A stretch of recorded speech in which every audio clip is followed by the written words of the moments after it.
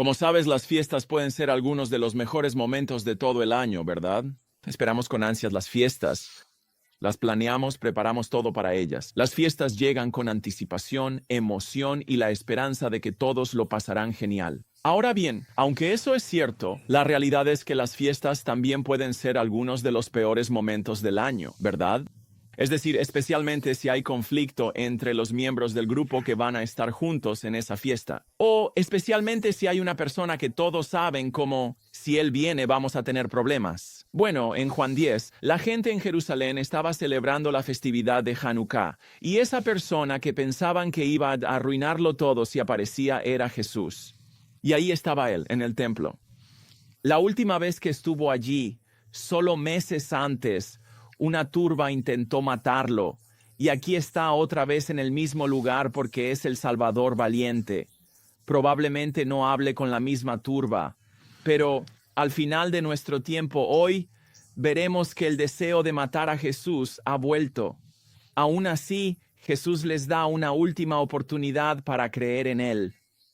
Verán, su ministerio tras este capítulo pasará de ser público para las multitudes a privado para sus discípulos. Así que es su última oportunidad para creer en él. Aquí está él, el Dios de los judíos, en su templo, donde están para adorarlo y celebrarlo, y en vez de eso, quieren matarlo. Ahora, como vimos la semana pasada, los seres humanos son responsables de su incredulidad, esta incredulidad de la que estoy hablando ahora. Jesús reprende a estas mismas personas, las reprendió ese día por no creer en él. Ellos no vienen a él para que tengan vida. Aman más las tinieblas que la luz. No lo recibieron, lo rechazaron, se negaron a creer en él. Y como vimos la semana pasada, Dios es soberano sobre la incredulidad. Así que en Juan 10:26, Jesús le dijo a esta multitud que no creía en él, les dijo, ustedes no creen porque no son de mis ovejas, que sus ovejas creen en él y los que no son ovejas no creen. Que para creer en Jesús, una persona debe ser oveja primero o no creerá. La semana pasada profundizamos mucho en ese tema, no lo voy a repetir ahora. Pero con esas palabras de la semana pasada, Jesús expuso la verdad sobre los incrédulos. Ahora, hoy, sus palabras expondrán la verdad sobre los creyentes. ¿Cuál es la verdad sobre los creyentes en Jesús? ¿Qué es lo que realmente es cierto sobre ti si eres cristiano? ¿Qué es más verdadero que lo que vemos por fuera? ¿Qué es más verdadero que lo que está sucediendo en tu vida? Eso es lo que vamos a descubrir hoy, lo verdaderamente real cuando se trata de un cristiano. Ahora, al adentrarnos en el texto, comencemos donde terminamos la semana pasada, en el versículo 26. Ustedes no creen porque no son de mis ovejas. Mis ovejas oyen mi voz, y yo las conozco y me siguen. Fíjense en el contexto aquí, hay un contraste. A diferencia de ustedes que no creen, que no son mis ovejas oyen mi voz, yo las conozco y me siguen. Las ovejas de Jesús responden, quienes no son sus ovejas no oyen su voz, no son conocidos por él y no lo siguen. Y lo que tenemos aquí en el versículo 27, creo yo, son 3 etapas por las que pasan las ovejas en su camino hacia la vida eterna, que es lo que Jesús menciona en el versículo 28. Fíjense primero que ellas oyen la voz de Jesús, o mejor dicho, prestan atención cuando Él las llama. Cuando Él llama, ellas responden.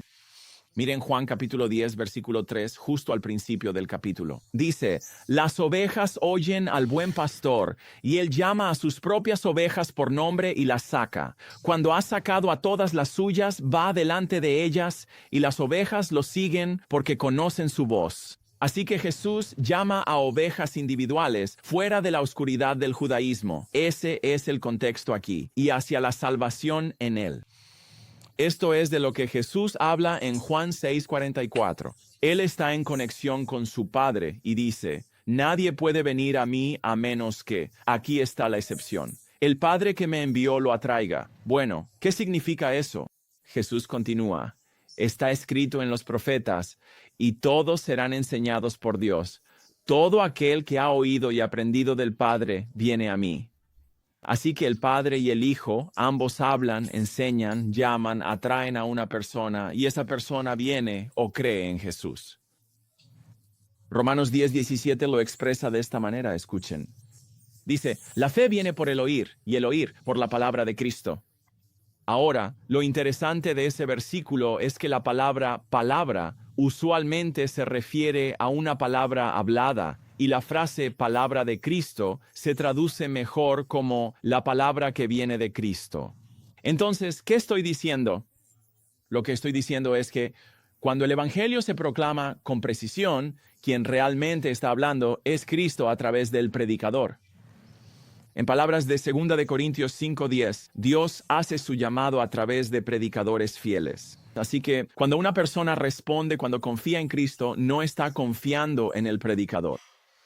De la misma manera, cuando alguien rechaza la predicación fiel del Evangelio, sea en iglesia, trabajo, escuela o donde sea, no rechaza al predicador sino a Jesús, como si él mismo estuviera allí delante de ellos, o como si ellos estuvieran en Juan 10. Luego, en el versículo 27, después de creer, son llevados a una relación personal con Jesús. Eso es lo que significa que en el versículo 27 ellos lo conocen. El resultado de creer en Jesús es que lo siguen y la obediencia amorosa se vuelve su nuevo estilo de vida.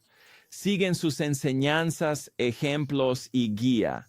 Noten que son sus ovejas antes de seguirlo. Son sus ovejas antes de oír su voz. No se convirtieron en ovejas cuando creyeron, ya eran ovejas y por eso creyeron. Entonces, ¿qué verdad revela esto acerca de los creyentes?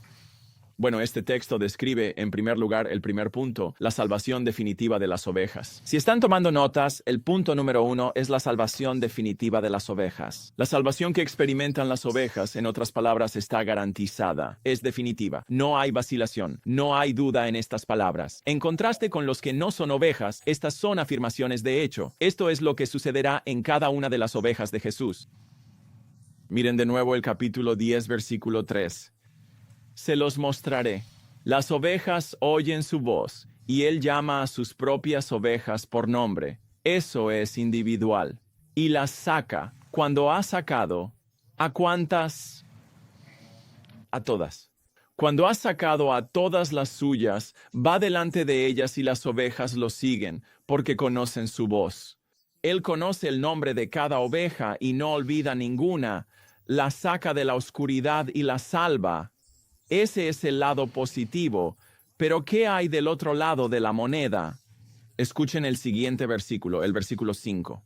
A un extraño no lo seguirán, sino que huirán de él porque no conocen la voz de los extraños. Fíjense, no seguirán a un extraño, huirán de él porque no conocen la voz del extraño. Bueno, ¿qué significa eso?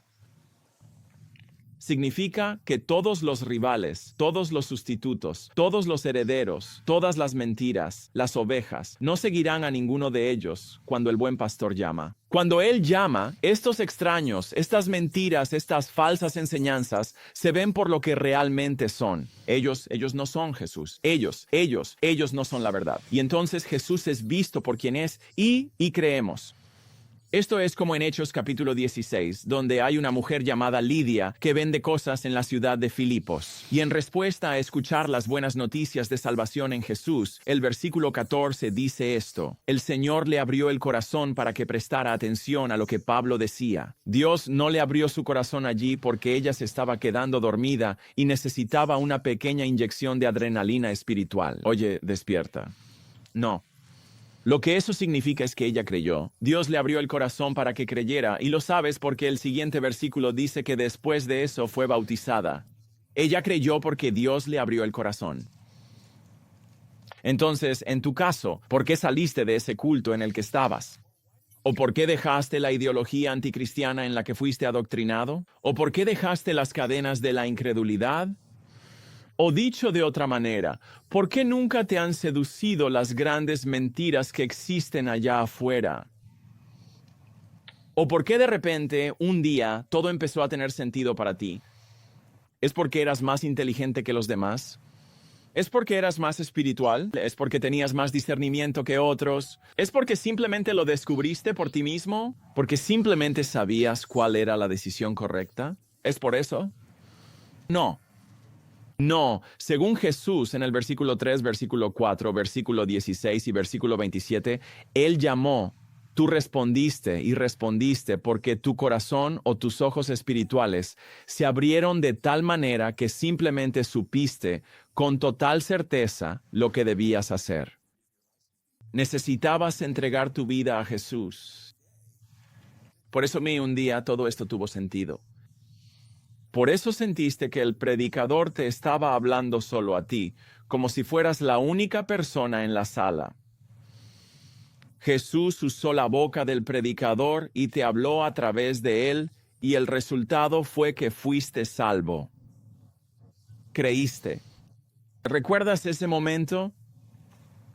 Cuando finalmente todo tuvo sentido. Cuando por fin comprendiste la verdad. Cuando tuviste la claridad que antes no tenías. Eso, amigo, es tu experiencia personal de Juan 10:27.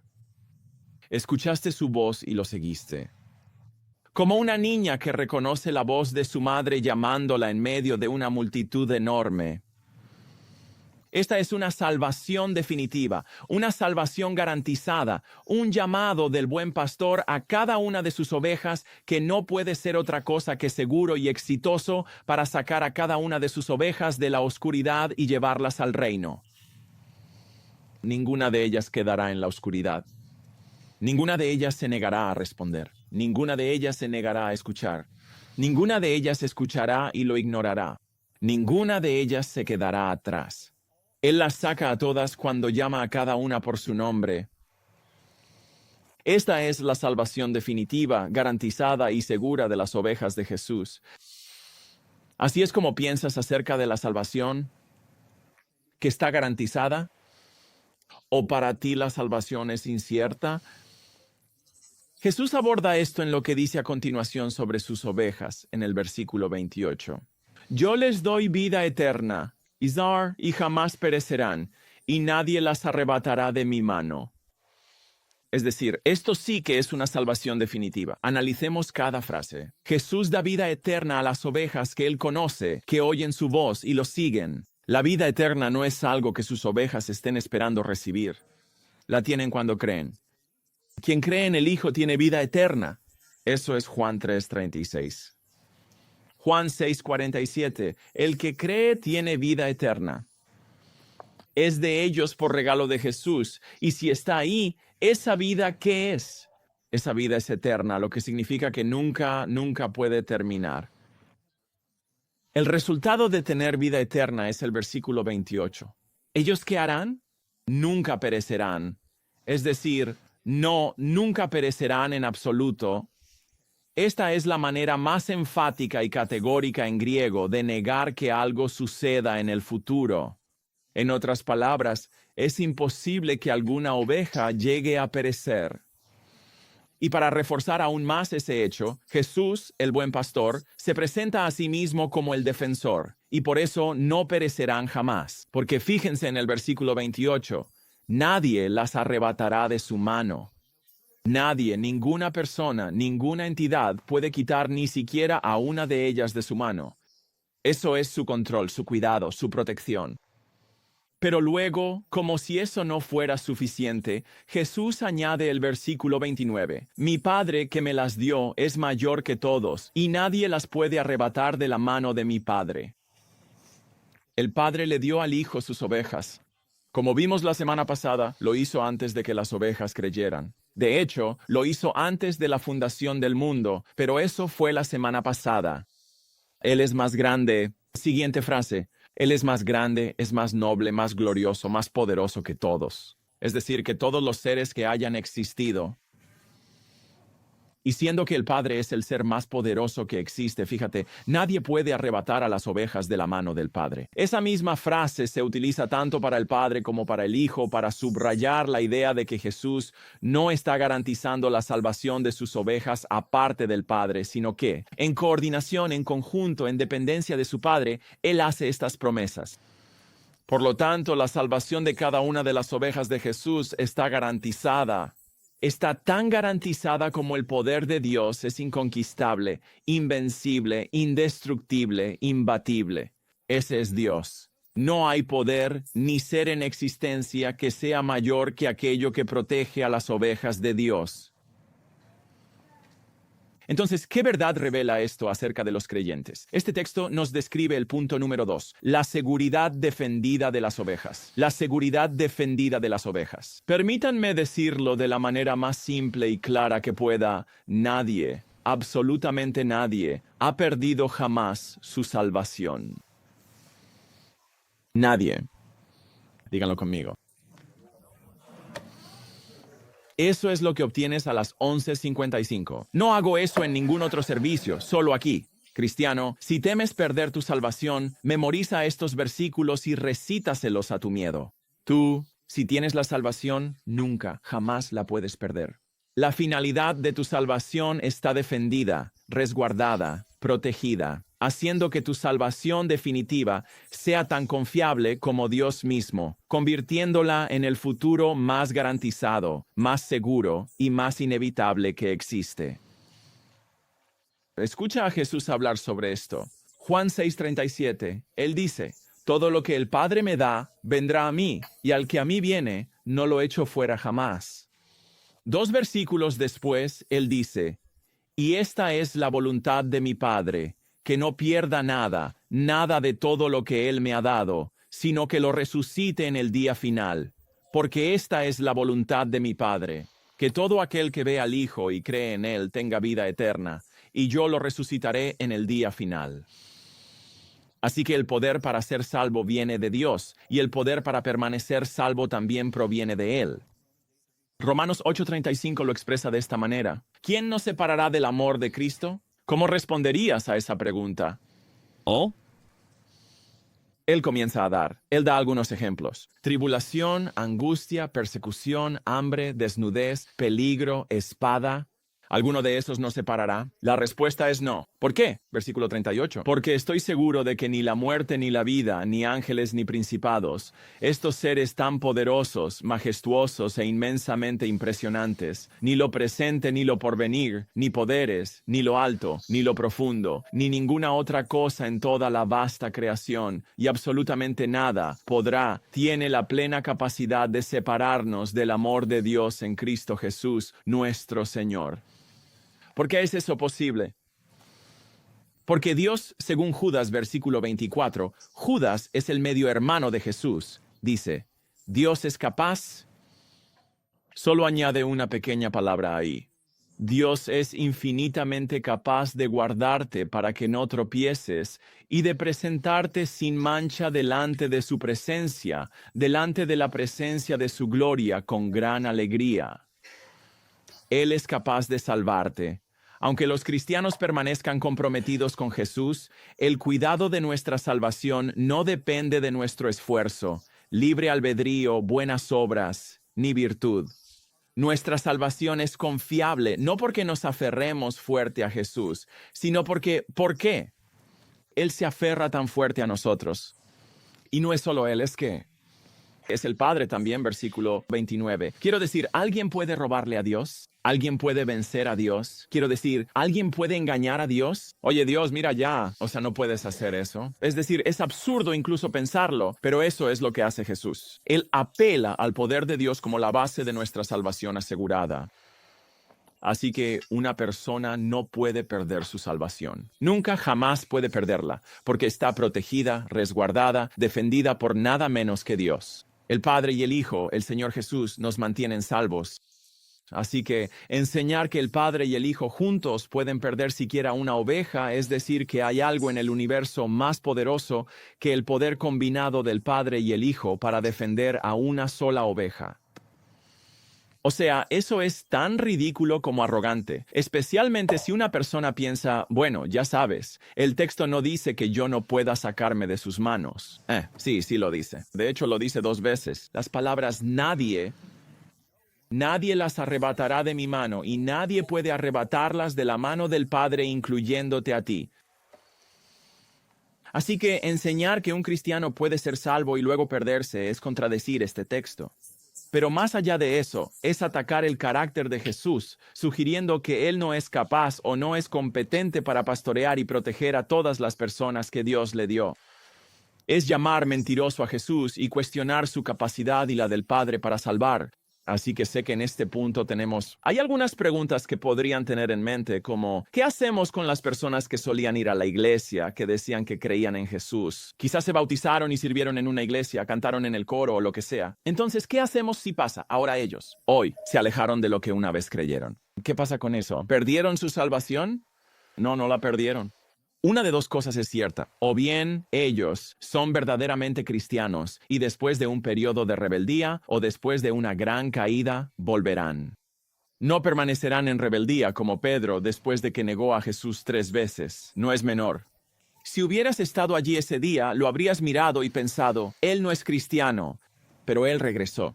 O bien nunca fueron realmente salvos desde el principio, como Judas. Siguió a Jesús por más de 2 años, pero se apartó. Y aquí está la clave: se quedó apartado. Decir que fueron salvos y lo perdieron va en contra del texto que hemos visto hoy. Decir que nunca fueron salvos, dice Primera de Juan 2:19. Habla de quienes dejaron el cristianismo por falsas enseñanzas, y Juan escribe: salieron de nosotros, pero no eran de nosotros. No eran realmente cristianos. Porque si hubieran sido de nosotros, si hubieran sido realmente cristianos, habrían permanecido con nosotros, pero salieron, se fueron, se apartaron para que se hiciera evidente que no todos son de nosotros. Es decir, que en realidad nunca fueron cristianos desde el principio. Para resumir, si lo tienes, no puedes perderlo. Si lo pierdes, nunca lo tuviste. ¿Significa esto que alguien que vive en pecado puede decir, bueno, oré, no importa cómo vivo, una vez salvo, siempre salvo? Bueno, eso es falso. Esa persona en realidad está autoengañada. ¿Por qué digo eso? Primera de Juan 2:3 dice lo siguiente: en esto sabemos que le conocemos. Así es como sabemos que tenemos una relación, si guardamos sus mandamientos, no solo por orar. Quien dice que le conoce pero no guarda sus mandamientos es un mentiroso. Eso no significa que un cristiano no luchará con el pecado. No, eso no significa eso. Piénsalo. Mira lo que Jesús dice en los versículos 28 y 29. Si Él dice que nadie te arrebatará de su mano ni de la mano del Padre, ¿no implica que hay cosas que lo intentan? Quiero decir, tú has sentido esto, ¿verdad, cristiano?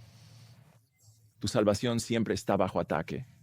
Ataque de falsos maestros, ataque de tu propia carne, ataque de los incrédulos, ataque de falsas enseñanzas, ataque de pruebas, ataque del pecado, ataque de la tentación, ataque del maligno. E incluso si esos ataques tienen éxito por un tiempo en la vida de un cristiano, nunca triunfarán en última instancia. ¿Por qué? Porque el versículo 29 dice que nadie puede arrebatarte de la mano del Padre. De nuevo, mientras nos mantengamos comprometidos con Jesús y nos mantengamos en el amor de Dios y permanezcamos en Él y en su palabra, seguimos comprometidos. Nuestra seguridad eterna y confiable no depende de nuestro débil agarre de Él. Tu salvación definitiva, el hecho de que un día vivas en el cielo y disfrutes de la presencia de Dios, depende eternamente de su poderoso y firme agarre sobre ti, que nunca se debilita ni falla. Jesús mira a cada creyente y les dice con amor: el Padre te dio a mí. Pase lo que pase en tu vida, sin importar las circunstancias, nunca te soltaré ni te dejaré ir. Quiero decir, ¿qué es más seguro? ¿Que a un niño pequeño le digan, oye, agarra la mano de tu papá mientras cruzamos la calle? ¿O qué? El padre sosteniendo las manos del niño. Esa es la imagen aquí. Jesús y el Padre sosteniéndonos a nosotros, no nosotros aferrándonos a ellos. Es como si fueras una moneda de 5 centavos en la mano omnipotente de Jesús y alrededor de su mano está la mano del Padre. Es decir, estás doblemente asegurado, completamente y absolutamente seguro, eternamente seguro, de una vez y para siempre, ahora y por siempre, protegido, cuidado y defendido por el mismo Dios Todopoderoso, quien vela por ti siempre, en todo momento. Pero si piensas en esta ilustración que da Jesús, hay más. Porque con una mano cada uno te sostiene, lo que significa que ambos tienen una mano libre para defenderte, para protegerte de todo lo que quiera atacar tu salvación.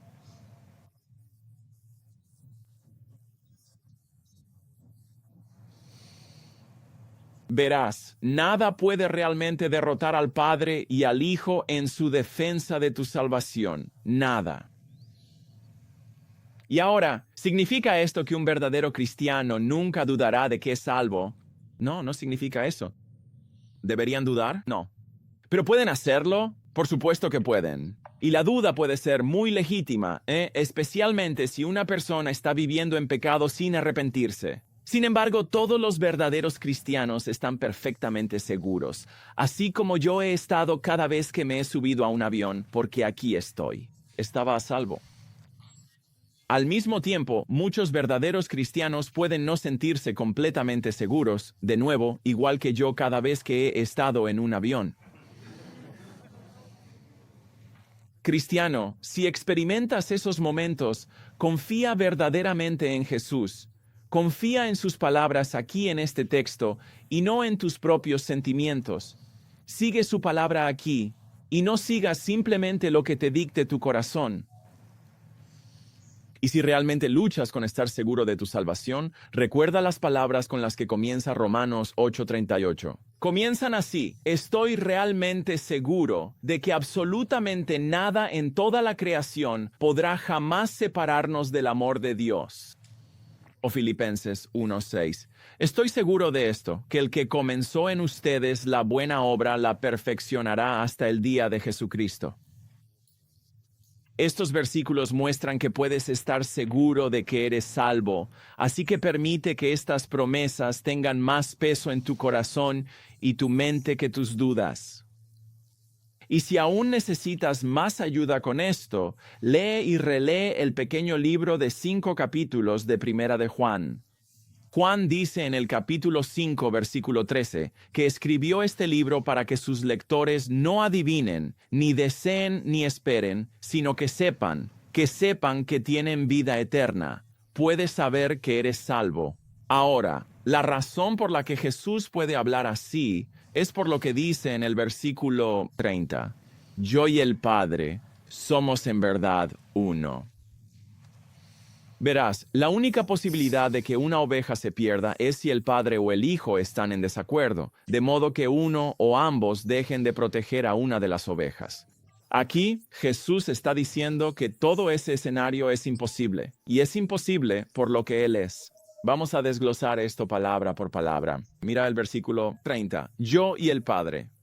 Eso habla de dos personas distintas. La palabra somos está en primera persona del plural e indica que hay dos personas distintas. O sea, el Hijo no es el Padre y el Padre no es el Hijo. Eso significa que los pentecostales unicitarios que niegan que Jesús sea distinto del Padre se contradice aquí. Jesús no es el Padre, Él es una persona distinta. Por eso Jesús dice cosas como que ora al Padre, es obediente al Padre, fue enviado por el Padre, porque el Padre y el Hijo no son la misma persona. Además, el Padre y el Hijo son uno. Ahora bien, ¿qué significa eso? Eso no significa simplemente que ambos tienen el mismo propósito. Cualquiera puede decir, quiero hacer la voluntad de Dios. Para un cristiano no sorprende. Pero vemos que esta declaración significaba más por cómo respondieron los judíos. Versículo 31. Los judíos volvieron a tomar piedras para apedrearlo. ¿Por qué hicieron eso? Porque en sus mentes, campesino y carpintero Galileo acababa de igualarse a Dios. Para ellos, falsa enseñanza digna de muerte. Deuteronomio 13:5. Y blasfemia digna de muerte. Levítico 24:16. A menos que, ¿qué? A menos que sea cierto. La lapidación debía hacerse tras un juicio, pero la evidencia está justo ahí ante sus ojos. No esperan a los romanos, los únicos que pueden ejecutar. No hay una turba tomando el control. El juez, el jurado y los verdugos están todos ahí. Él debe morir ahora. Entonces, ¿por qué se enojaron tanto que intentaron matarlo? Bueno, cuando Jesús dijo que Él y el Padre son uno, Él sabía que ellos sabían que estaba diciendo que son uno en naturaleza, uno en categoría, uno en lo que son, es decir, Dios. Y así, ser uno en categoría es ser igualmente Dios junto al Padre. Eso significaría que cada uno también está unido en el deseo de salvar a todas las ovejas de Jesús, y ambos están unidos en lograr la salvación de cada una de las ovejas de Jesús. Grupos como los testigos de Jehová que niegan la deidad de Jesús quedan contradichos aquí. Ser uno en naturaleza significa que el Padre es Dios y el Hijo igualmente Dios. Dos personas distintas significa que el Padre es una persona y el Hijo otra. Jesús no tenía un trastorno de personalidad múltiple. Ahora soy el Padre, ahora el Hijo. Eso no fue lo que hizo, ni eso era. Él es tan Dios como el Padre es Dios, pero es una persona distinta del Padre, y solo hay un Dios. Y estos judíos se quedan con dos opciones, o blasfemar o creer en Él. Ellos eligieron la primera opción, que si Jesús no es Dios, sería la única opción correcta a elegir. Entonces, ¿qué verdad revela esto sobre los creyentes? Este texto nos describe el punto número 3, el pastor divino de las ovejas. El pastor divino de las ovejas.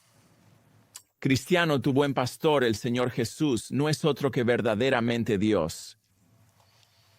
Tan divino, tan Dios como el Padre es Dios, igual en deidad, igual en poder, igual en bondad. Desde las 3 primeras frases de este libro, en Juan 1:1, este ha sido el mensaje.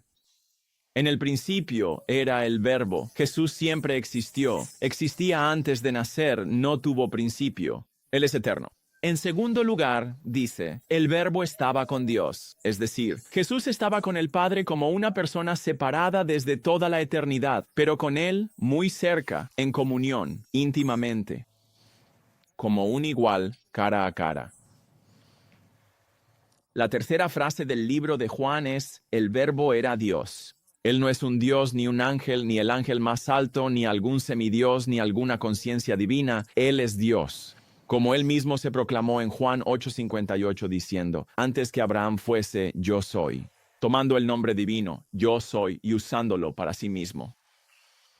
Después de que resucitó de entre los muertos, uno de sus discípulos, Tomás, lo ve y proclama acerca de él en Juan 20:28, Señor mío y Dios mío. Y curiosamente, después de esa declaración, Jesús no la rechazó, no la confrontó, no la corrigió, no la aclaró. Él la aceptó completamente, porque eso es lo que Él es, el Señor de toda la creación y Dios sobre todo. Colosenses 2:9. En Jesús habita corporalmente toda la plenitud de la deidad. Él es el Dios hombre. Dios en todo lo que Dios es y humano en todo lo que nosotros somos, pero sin pecado. Él es nuestro gran Dios y Salvador, Tito 2:13. En Hebreos 1:8, el mismo Padre llama a Jesús Dios. Él le dice a Jesús, tu trono, oh Dios, es para siempre. Primera de Juan 5:20, Jesús es el Dios verdadero y la vida eterna. De hecho, mira el versículo 28, dice, yo les doy vida eterna. Nadie más que Dios puede decir y cumplir eso, que puede dar vida eterna a alguien. Solo Dios puede hacer eso y Jesús dice, yo puedo hacerlo. Cristiano, tu pastor bueno. Cuando Dios te entregó a Jesús, te entregó a aquel de quien Hebreos 1:2 dice que creó el mundo por medio de él. Aquel de quien Hebreos 1:3 dice que es el resplandor de su gloria. Aquel que es la imagen misma de su sustancia, aquel que sostiene el universo con la palabra de su poder. Ese es tu buen pastor. Él ha estado contigo desde el momento en que escuchaste su voz y creíste. Lo has estado siguiendo tanto en los momentos buenos, fáciles y despreocupados, como a través de muchos peligros, fatigas y trampas, cuando seguirlo parecía que no podía ser más difícil. Tu buen pastor es tu pastor divino, quien puede estar contigo siempre e incluso puede estar en ti. ¿Por qué? Porque Él es omnipresente. Él puede entender todo acerca de ti y comprender todo por lo que estás pasando, y puede usar todo eso para tu bien, porque sabe qué es lo que realmente te conviene, porque Él es omnisciente. Y Él puede defenderte sin el menor indicio de que Él será otra cosa que victorioso porque Él es omnipotente. Este es tu buen pastor es Dios. Esta es la verdad que este texto revela acerca de aquellos que creen en Jesús. ¿Y qué sabemos acerca de que Dios sea nuestro pastor? El versículo 23 dice que sabemos que cuando Él es nuestro pastor, no sufrimos ninguna carencia. Tenemos todo lo que necesitamos. Sabemos a partir de ahí que Él cuida de nosotros perfectamente. Incluso cuando el camino de nuestra vida nos lleva al valle de sombra de muerte, no tenemos nada que temer. Él nos protege perfectamente.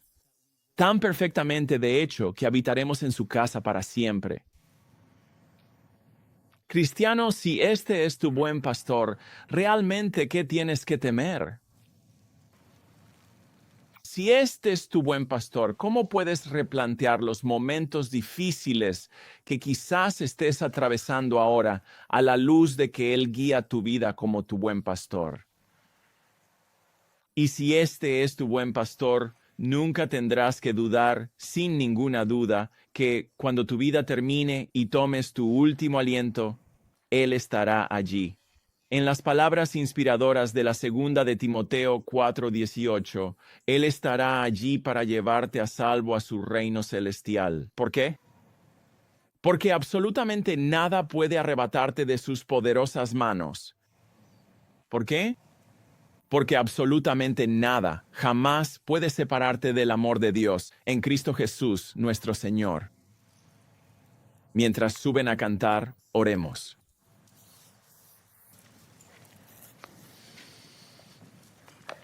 Jesús, estas son verdades maravillosas y alentadoras, pero estas verdades son profundas y significativas.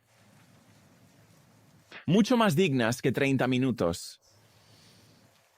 Dignas de toda una vida de estudio dedicado, contemplación profunda y aplicación constante, mientras buscamos vivir plenamente y con integridad a la luz de estas verdades tan increíbles. Estas palabras traen vida a quienes las escuchan. Traen ayuda. Traen alegría. Traen lágrimas a los ojos que normalmente nos suelen llorar. Escuchan oímos acerca de tu amor, pero escucharlo de tus labios como algo tan profundo, tan poderoso y tan significativo. Por favor, ayúdanos a cada uno de nosotros a comprender estas verdades. Haz esto para nuestro bien y para tu gloria.